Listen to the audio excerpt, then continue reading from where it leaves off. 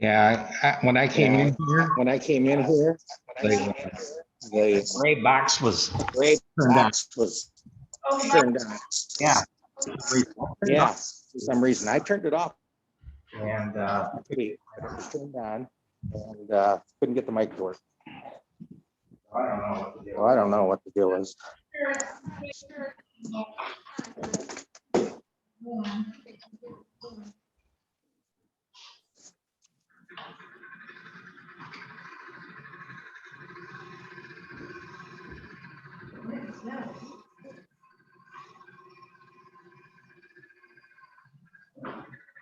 It's not even on.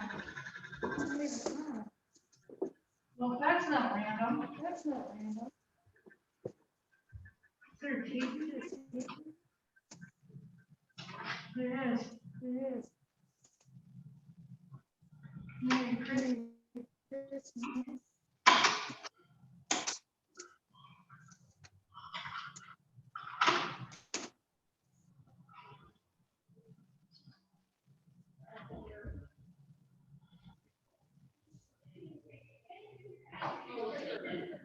No problem. Oh, there's a DVD. Oh, there's a DVD.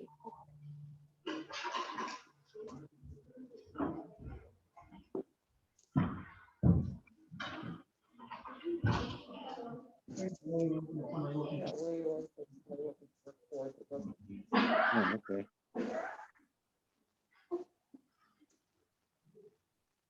One of the wires was out. One of the wires was out. Oh, okay. Okay.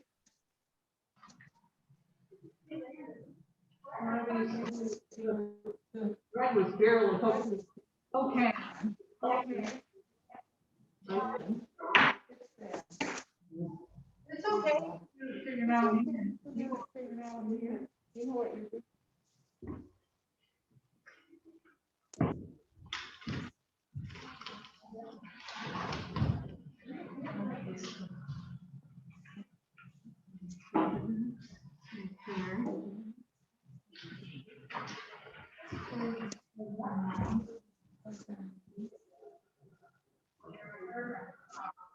Okay. We had that. Here. And I took it out. I placed it to the way it was.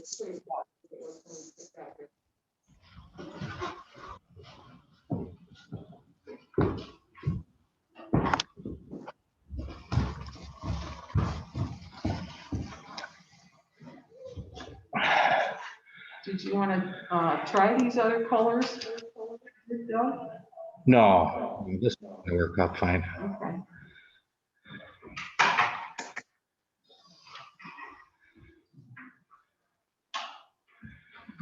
Okay.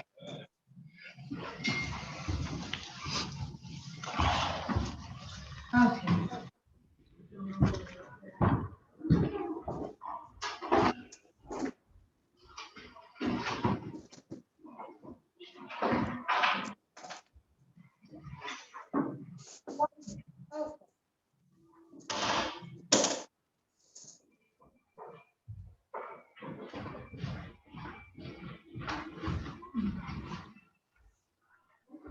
This is so weird. The right quarter, you might not have the right quarter in your hand.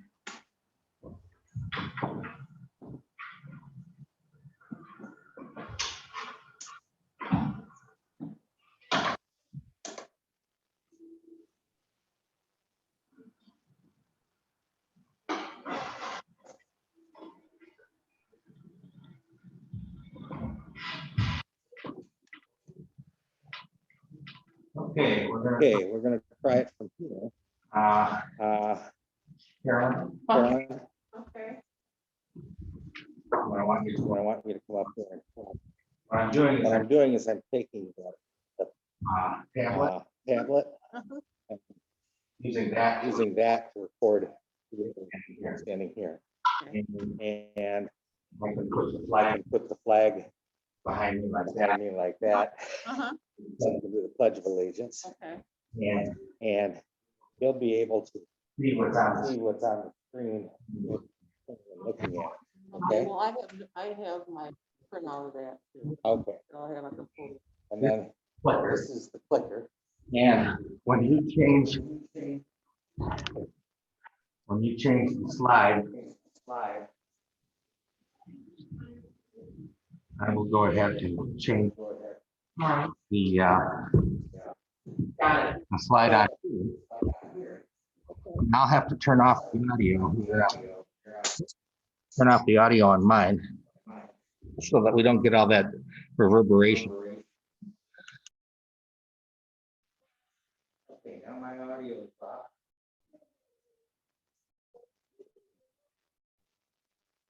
Well, so that does have something to do with the microphone, huh, Katina? Well, I don't think so, Oh, just because I don't have anything connected, but this will like this max output that's coming out. oh, So I thought maybe, but I swear I used to do something with that. But I think the microphone is actually tied into the speakers. Within the. well, what Doug had me do was hook it up over here. Well, yeah, that was just an idea. Oh, okay. All right, That's all Okay, right, why I'll don't you get go it ahead figured. and go ahead and do a little of your presentation. okay. In 1926, there was an experiment that had far-reaching conclusions that was based right here in the Mason-Dansville area. It was very historic for the time, and very few people know anything about it. In 1927, give you an idea what the agricultural situation was like. Agriculture was in a depression. It was long before the Great Depression actually started. In fact, it was about 10 years before the Depression actually started. Once Europe recovered from World War II, the bottom dropped out of the export market for American farmers. They had produced the great quantities to answer the needs by the United States government for plenty of foodstuffs to feed their citizens, their soldiers, and Europe. But by 1923, crop exports to Europe fell by 50%. And in 1926, exports dropped by 75% as European agriculture recovered. From 1919 to 1929, crop prices fell by 50%. Now, most farmers could not afford to pay for power line construction or the deposit required. So even if they were close enough to city lines to have it extended out into the countryside, they didn't have the funds to pay for it. Michigan farms in 1920 were no different than what was found across the country. There were 196,447 farms, but only 10% of them had water piped into the house. Only 7% had gas or electric lights, and this was not by power line supply. This was electricity from home power plants or gas engines. Actual electricity from high lines supplied by power utility companies was only 3% of all Michigan farms. This is an example of a home power plant circa 1917. This is the battery banks.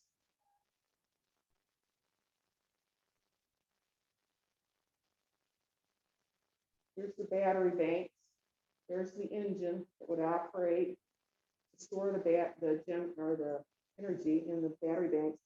And then in turn, this switch could be flipped and power would be sent out along the wires to provide electricity to the home. Or there's a supply of the small engines.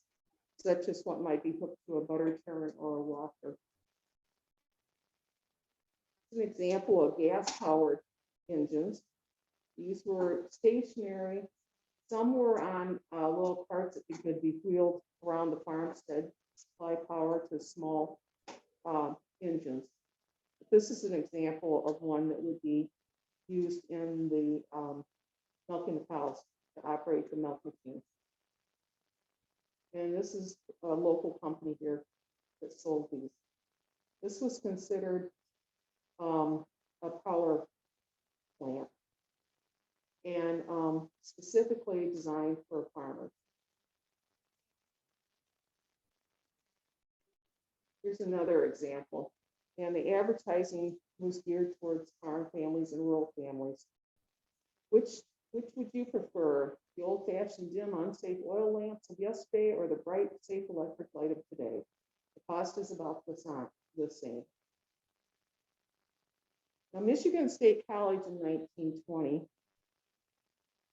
they were the pioneering land grant institution. They were the first specifically agricultural college in the United States.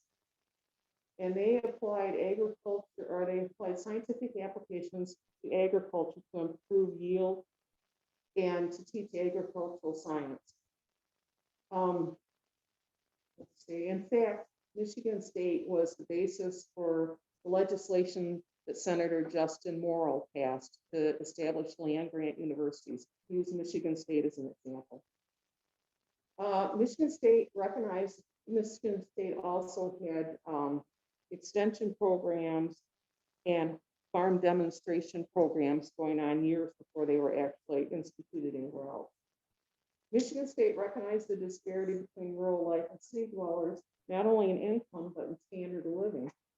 And in 1924, the Michigan State Committee on the Relation of Electricity to Agriculture was formed. This was used to determine how Michigan farmers use electricity at enough profit to recover the expenses associated with getting central station service. Michigan State College was an active member of the committee. This was a nationwide committee that established divisions in each state, and they were run through the land grant colleges. Now, Consumers Power Company in 1920, they realized that 30% of Michigan's population was rural and was not served by a utility company. The problem was the cost to construct lines. For a second there. Yeah, that's all right. I don't want. The problem was cost to construct the lines and limited revenue generated by farm use. Because after World War I, while prices for crops dropped considerably, there was a glut on the market of those products. However, non-war items had not been manufactured during World War I. So consumer goods were scarce, and it would take years before the manufacturers could ramp back up and supply the demand. So consumer goods and construction goods were extremely elevated in price, and that included everything that power companies would need to build power lines, including the poles, copper wire, the labor, especially. Everything was inflated. So they were at between a rock and a hard place too. At the time, the utility companies required a certain number of users per mile, or else they were not going to build the lines. They also had to charge more for rural service to recover construction costs, and they needed consistent usage from each customer to make it profitable. They knew that just having electricity in the house was not going to be enough to meet the demands needed to make this line profitable. So therefore, the idea was they had to come up with some way of encouraging farmers to use more electricity.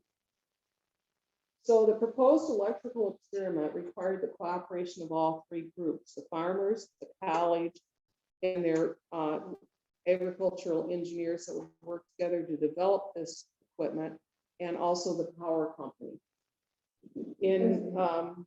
Oh, you got something. It should work. Woohoo! Oh, thank you, dear. You're welcome. I'm so glad to hear your voice. I thought, oh, Katina's here to save us. Yeah, no, I'm glad I could help. Point that a little bit closer, so you're direct. There you go. Testing 1, 2, 3.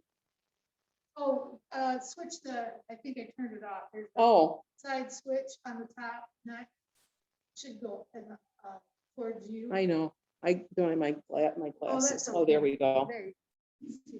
Yes, yes, yes, yes. And that means that we got people in here, Yeah. and I think they will probably take the volume out. Tablet too, so just keep going. Okay. And at this time in the, Oh, it sounds good. Sorry to interrupt. that's all right. That sounds great. Good, thank you very much. Oh, you're welcome. Okay. Woo-hoo.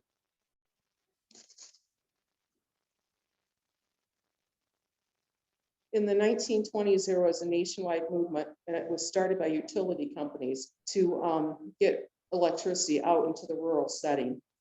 And the very first university that got involved was Minnesota, University of Minnesota, and they worked along with the Farm Bureau Company. And in 1923, they had built an experimental line in a farm community. So, I mean, this was going on across the entire country, and so Michigan was going to get involved big time here. Now, each group faced significant challenges before they could actually get started on this experiment. Michigan agriculture, as I said earlier, was in a major economic depression. Consumers' power, bottom line, it was a business and it needed to invest where a profit was possible. And Michigan State had to convince farmers and consumers' power to participate in a scientific experiment, despite the widely held notion at the time that there was no use for electricity on the farm. There was also one other factor, lack of equipment designed for farm use that would run off from electricity. The stars line up, being in the right place at the right time. In 1925, Consumers Power planned an electric line extension from Mason to Dansville. The Dansville community wanted to get their power from the main utility supplier rather than the individual power plant. MSC realized that they could piggyback their experiment in farm electrification with the planned line extension. A willing group of progressive thinking farmers were found in the Mason-Dansville area, which was right in back of Michigan State's backyard. Now, when I do give this, Doug, I'm not going to be staring at the screen. Okay. We'll have notes right here, and I'll be looking at the audience. Okay. But since I don't have my notes here, I'm doing it like this. But I won't do this the night of the. Well, I got you pretty much in the frame. And, I'll be standing just like this. that works fine. Right in the frame. You know, rarely, if ever, even. I've got your tablet right here. I can look at it right here. Can you see yourself? No, but I can see the.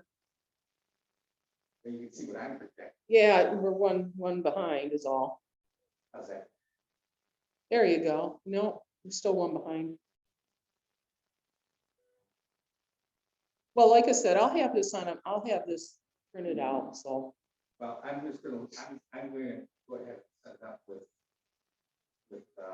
this. Yeah, this is the point up there. Right. This is the point that the recording should be on your screen. Gotcha, there, I see it now. Okay. So that way my job is just turned off the audio. Uh-huh. And stuff, my job is to go ahead and make sure that I'm keeping up with you on the power. Gotcha. Gotcha. Okay. And then I can do the meeting up there with that. Mhm. I'm gonna probably want to hook up an extension for the power. Because I don't know how much better. Yeah. But I do have an extension. Okay, if not, I've got plenty of them at home. But why don't you come down here and I'll show you what it looks like on my controls. Okay. And then I'm going to send you a copy of the recording and go to roughly where we're at now. You'll be able to see how it works. Okay. It looks like this on my screen right now. Uh-huh. But that's not the way to look on the recording. Okay. They'll see probably, my guess is they'll probably see you. Let's say Douglas Klein. They'll see you, okay, right there. And as long as you're talking, it should be going out. And I'm sure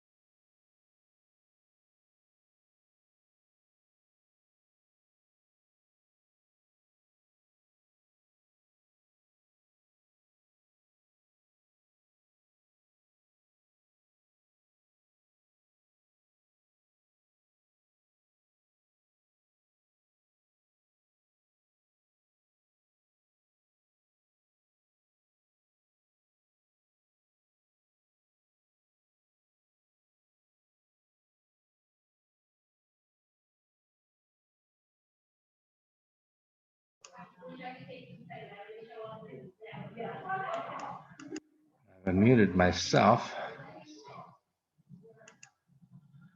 so you can hear me, and that's not the way I wanted it.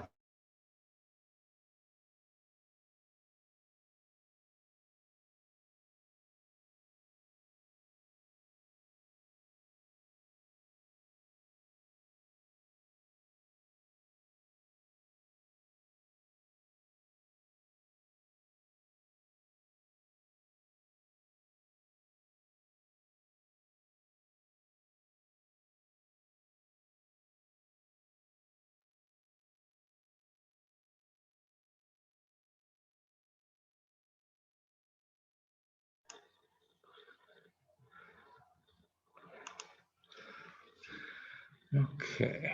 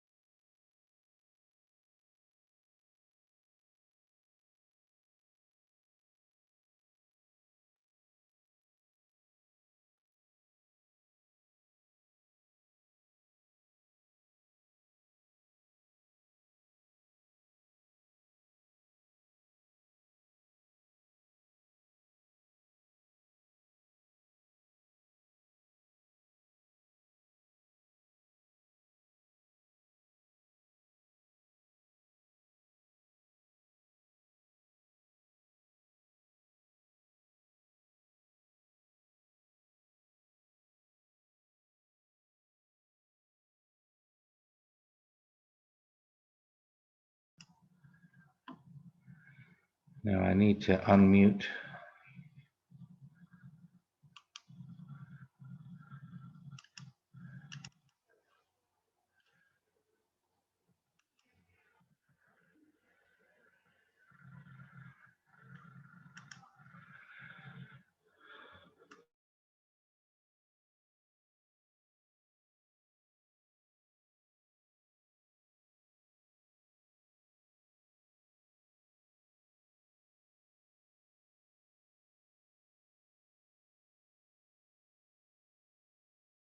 There we go. All right. Now let's go back again. And pick up where we're at. By the way, when I send you the video, I'll tell you where to start looking and where to stop looking. You're not looking through the scope. Oh, gotcha. All right, let me go back. Sure. Screen, okay. Okay, by 1926, the agreement had finally been reached between Consumers Power and MSC. Consumers Power would pay the entire cost to construct the Mason Dansville line and would provide electricity at a reduced rate to each farm that was part of the experiment. The engineers from Michigan State would determine specifications for the wiring of each home and farm building and inspect the finished work before it was put into use. Each farmer would pay the cost of wiring their farmstead. Then the real work would begin to develop new electrical farm equipment, adapt currently used equipment to run off electricity, and perform the tests and cost analysis for each farm on the line, and finally answer the questions of whether electricity could be useful and economical in the farm setting. It was a 5-year study. Now, the man that was put in charge of this was Professor Herman Gallagher, who went by H.J. Gallagher. He was the Department of Agricultural Engineering, and he was the project lead for this entire experiment. And he had to lay out his exact goal and what he planned to find out from the experiment. And the study was to determine economic value of electricity in farm operations and in the home, possible uses of electricity, uses not ordinarily practiced on the farm, and possibility of using electricity to operate much of the equipment and machinery now on the farm. He also was going to look at the sociological effect of electricity, requirements of rural transmission lines, a standard basis of getting electric service to the farm. Now, the shortest distance between 2 points. If you're going from Mason to Dansville, here's Mason, this is Dansville Road, also known as M36. Just go right out through town, go cut through the countryside here, and go straight into Dansville. And look at all the Now, farms. The people on the Zoom will not be able to see your pointer. Oh, they can't see the pointer? You can use the pointer Mhm. for the people in the room. That's fine. Okay. But if you say, you see right here. you Oh, see right gotcha. here. Gotcha. Well, it's in yellow, so I guess that'll show up. So just, yeah, just say that, see Yeah. the routing yellow, you can use the pointer. For the folks here, yeah. Just don't say, here's the thing. Okay. Gotcha. You see all the properties as you're cutting through this countryside, a lot of farms, packed with farms. Now, there was just one problem. Gallagher could not convince enough farmers along this line to sign up for the experiment. So he decided he'd look for another route from Mason to Dansville. And the next road north parallel to M36, Professor Gallagher got real lucky because the first farm he stopped at was belonged by a man named Walter Carbon. Now, Carbon was a Vevay Township supervisor. He was very active in local farming and community organizations. He was a full-time farmer. He described himself as a progressive farmer. He was well respected by his fellow farmers and neighbors. And along with Carbon's help, Gallagher was able to convince 13 of the 33 farmers on the route to participate. But as I said earlier, this was not the original route. They had to have at least 10 farms for the study. This is what Gallagher came up with. This is his notes. And he has the farms numbered 1, 2, 3, 4, 5, 6, 7, 8, 9, 10, 11, 12, and 13. And it takes a roundabout way to get to Dansville. First off, it goes out of Mason on Columbia Road. At the time, this was referred to as Brickyard Road. It goes down till it meets Meridian, goes south on Meridian, meets Dansville Road 36, and then goes east into the city of Dansville. The areas with the yellow dots are the farms that signed up for the experiment. As I said, there's 33 farms along this line, but they could only get 13 to sign up for this project. I'm going to name the farms along this line. First one out of town was John Knoxon. Next came Walter Carbon, then Pearl Azeltine, Coleman and Whipple Farm, Edward Donahue, Arthur Dale, Olive Dale. Then down Meridian Road was Tommy Tyrrell, Roy Ray. On Dansville Road was Ellis Haynes, Elmer Bravender, George Bacon, and Lloyd Hale. On February 4th, 1927, the project had finally all been wired. Everything had been inspected by MSU's electrical engineering department, and the power was initiated. G.L. Bailey was the electrician that did the work, and he was here, Masonite, and from the local area. By hiring Mr. Bailey, the farmers were able to get a reduced rate for supplies and service because he gave them a quote on the entire bundle. And it was less expensive than hiring somebody for each individual farm. The National Association of Manufacturers provided on a loan basis equipment installed on the farm for experimental and research work. They donated a lot of appliances, and everything was put on separate meters so the cost of kilowatt usage could be measured. If the equipment was experimental, MSU paid the bill. If it was already proven useful, farmers paid the bill.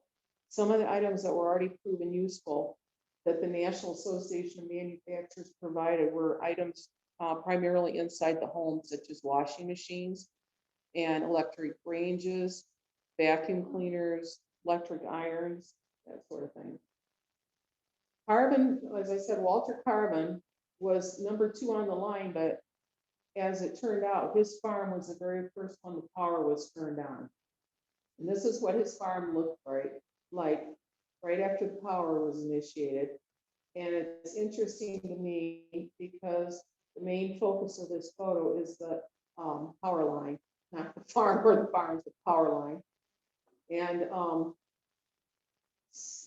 this farm is still standing. This barn on the right side burned down a couple of years after this photo was taken.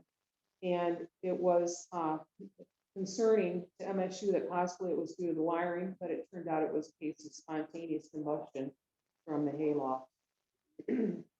Here's some more examples of farmsteads that were on the line. And I do not have all these identified, to get an idea. Okay, Carolyn, I think we're all set. Okay, What I'm gonna do is I'm gonna